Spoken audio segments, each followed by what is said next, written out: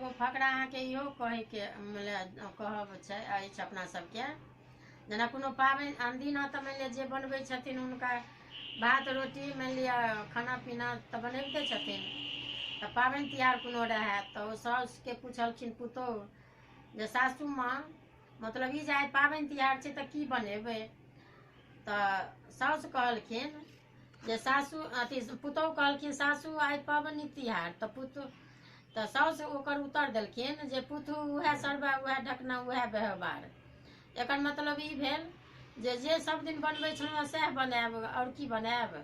रहनि गरीबी हालत ताहि दुआरे कहलखिन जे सासू पाबनि तिहार पुतहु उएह सरबा उएह ढकना उएह व्यवहार। हुनकर एके 12 महीना 30 दिन हुनकर एके रङ्गके अपन रिवाज व्यवहार अपन रहि गेलनि। तऽ एकर कहब इएह अछि।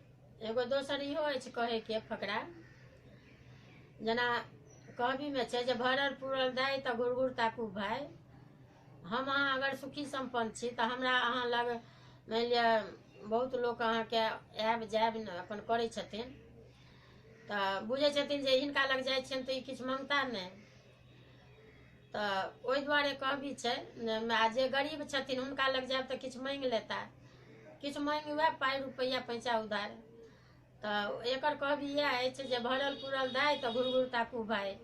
तऽ भरल पूरल लग ओ बराबर जाइ छथि आ जे कनिक गरीब छथिन हुनका लग लोक कमे जाइ छनि।